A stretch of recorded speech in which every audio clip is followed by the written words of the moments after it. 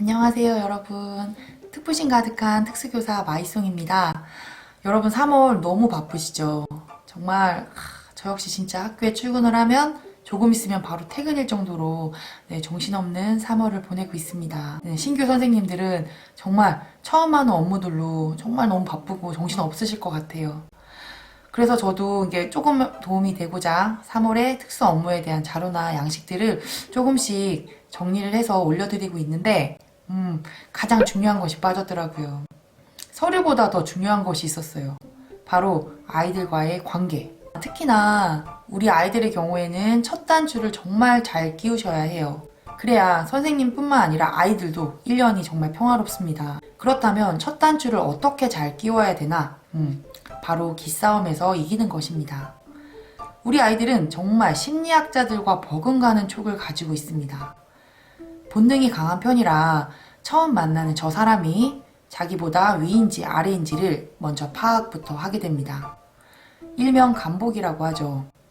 근데 이런 것은 우리 아이들뿐만 아니라 비장애 학생들도 그렇고 심지어 어른들에게도 다 그러하겠죠. 하지만 장애를 가진 학생들은 더 촉이 좋기 때문에 첫 시작점에서 기싸움을 이기지 않으면 특수교사가 오히려 끌려다닐 수 있어요. 그래서 첫 시작이 중요하다는 것입니다. 교사들 중에는 나도 모르게 순간적으로 입꼬리가 자연스럽게 올라가는 웃는 상이 참 많으세요.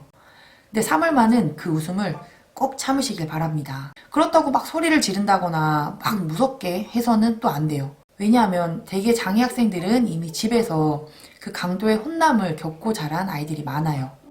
정말 진짜 센 소리 지름이 아니라면 어림도 없어요. 그렇다고 해서 강한 소리 지름으로 대응을 하게 되면 괜히 교사의 폭언으로 아동학대라는 오해를 받을 수 있기 때문에 그 방법은 해서도 안 되지만 교사를 위해서도 좋지 않은 방법입니다. 제가 비속어를 좀 한 개 쓸게요. 그래서 저는 어떻게 하냐? 내가 너보다 더 또라이다. 이것을 보여줍니다. 이기지 못한다. 너는 나를 이기지 못해. 그 어떤 생때에도 나는 넘어가지 않는다 라는 것을 보여줘야 합니다. 그래서 예를 좀 들어보면 저 같은 경우에는 우선 우리 반에 무조건 뛰는 친구가 있어요. 그냥 교실 밖에만 나가면 냈다 달려 도망가는 거예요. 근데 이게 안전상에도 정말 위험하기 때문에 이거는 꼭 고쳐야 되는 행동이잖아요. 근데 이게 중증 장애 학생이라서 붙잡아 놓고 얘기를 하고 약속을 한다고 해서 그게 약속이 성립이 되진 않아요. 그리고 이제 이게 또 자극이 됐기 때문에 이제는 뒤에서 교사나 부모가 헐레벌떡 달려오는 것을 즐깁니다. 자, 그러면 어떻게 해야 될까요? 그래서 저는 초반에는 우선 무조건 달려가서 잡아요. 잡아서 이제 다시 아까 뛰었던 그 원점으로 돌아옵니다. 정말 미친 듯이 달려야 돼요. 달리기 너무 잘해. 일단 위험하니까 잡고 다시 뛴 원점으로 돌아옵니다. 그리고 다시 거기부터 다시 걸어가요. 그러면 어떻게 하냐? 잘 가나요? 아니죠. 또 뛰죠. 그러면 또 미친 듯이 달려가서 또 잡아서 다시 원점으로 와서 또 다시 걸어가요. 그렇다 해서 그 과정에 혼낼 필요도 없어요. 다시 원점으로 돌아가는 거예요. 근데 되게 학기 초에는 교실 밖으로 나가는 일이 급식소로 나가는 일이 대다수예요. 그래서 급식소를 한 번 갈 때 바로 안 가고 계속 돌아갔다가 이게 30분이 될 수도 있어요. 계속 다시 원점으로 다시 또 가고 근데 이게 아이는 배고프니까 이게 다시 원점으로 돌아가면 속이 타서 아마 난리가 날 거예요. 그러니까 힘이 세셔야 됩니다. 운동하셔야 돼요. 힘으로 우선 기로 그 분위기로 눌려서 이 아이를 원점으로 다시 데려가서 다시 가요. 속이 타는데 저희는 안 타요. 왜냐? 이미 역량 교사와 담임 교사에게는 귀뜸을 해두었거든요. 근데 이게 좀 정말 덩치가 큰 아이인 경우에는 정말 진짜 힘이 들어요. 이 친구는 저만해요, 덩치가. 근데 이 분위기를 아는 거예요. 제가 달려가서 막 당황하는 기색이 아니라 딱 잡고 다시 돌아오면 이상한데? 이 느낌을 알거든요.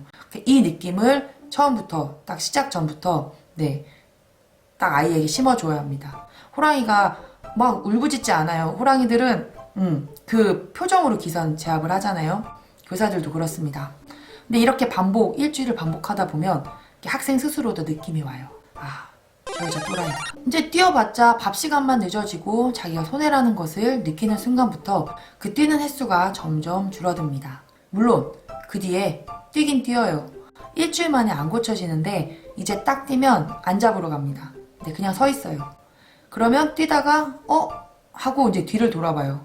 근데 이게 평소처럼 뛰어오지 않고 가만히 서 있는 저를 보는 순간 무섭죠. 분위기가 싸하니까 다시 돌아와요. 그 기에 눌려서 너 돌아와! 뭐 이게 아니라 그 되게 무서워. 그 기가. 그러면 이제 하고 돌아오면 정말 환하게 웃으면서 네, 같이 걸어가요. 막 칭찬을 끊임없이 해줘요. 근데 이거 제가 이야기해도 너무 미저리 같죠? 너무 무섭죠? 상또라이 같아요. 근데 이게 혼내고 막 몸으로 막 이렇게 하는 것보다 훨씬 먹힌다는 거예요. 이렇게 시간을 들여서 기싸움을 해야 하는 경우에는 학기 초에 이 규칙이 잡혀져야만 합니다. 그래야 나중에 운동장이든 야외 체험학습을 나가더라도 수월해져요. 단체 활동의 경우에는 스케줄이 또 정해져 있기 때문에 특수교사와 학생 둘이서 이렇게 계속 시간 싸움을 할 수가 없어요. 그래서 3월 초가 중요한 것이 학교 내 활동에서 이 기싸움이 어느 정도는 이기셔야 한다는 거예요. 특히 신규 교사들 경우에는 처음 아이들을 대하면서 이제 무조건 사랑으로 대해야지 하면서 칭찬의 방법을 쓰시는 경우가 많은데, 이러면 아이들이 기가 막히게 잘 기어오르는 걸 이미 제가 신규 때 크게 경험을 했습니다. 기싸움은 이 사람이 내가 어떤 시험을 해도 넘어가지 않는다라는 것을 보여주는 것이에요. 정말 선생님들 그동안 내가 했던 고집들을 다 모아서 이기셔야 됩니다. 가끔 저는 이랬던 적도 있어요. 정말 퇴근도 안 하고 부모님들에게 미리 전화를 해서 저 오늘 땡땡이가 때를 써서 지금 계속 그 자리에 서 있는데 저도 서 있겠습니다 라고 양해를 드리고 정말 그 자리에서 끝까지 해서 무조건 이깁니다. 근데 어떤 기싸움은 그래서 3시간 동안 가는 경우도 있어요. 둘이 서가지고 대치하는 경우도 있는데 그만큼 장애 학생들의 기싸움은 스케일이 큽니다.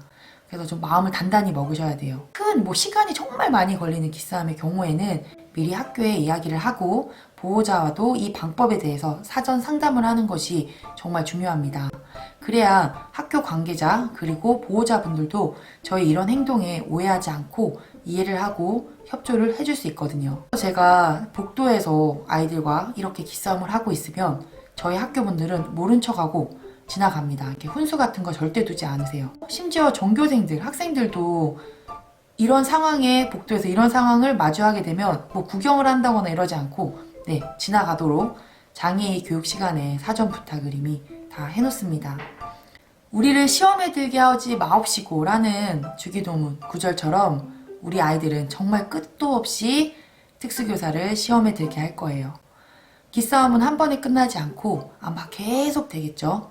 그것에 지치지 않고 시험에 이겨내는 것이 저는 특수교사의 전문성이라고 생각을 합니다. 계속 끊임없는 시험에 들다 보면 가끔은 내가 이러다가 정신이 이상해지는 것은 아닐까 하는 생각이 들 때가 있을 거예요. 근데 걱정하지 마세요.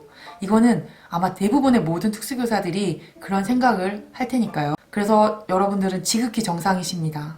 좀 다행인 것이 시험도 족보가 있듯이 아이들의 그 시험에도 패턴이 있어요. 꼭 시험에 드는 그 시점이 되면 아이들의 폐가 보이기 시작을 해요. 그때 되면 무림의 고수처럼 이제 눈썹 까딱 하나로 상대를 제압할 수 있어요. 원래 무림의 고수들은 무기를 쓰거나 상대를 다치게 하지 않고 이기잖아요. 우리 역시 그럴 수 있습니다. 근데 무림의 고수들이 한 번에 고수가 되는 건 아니에요.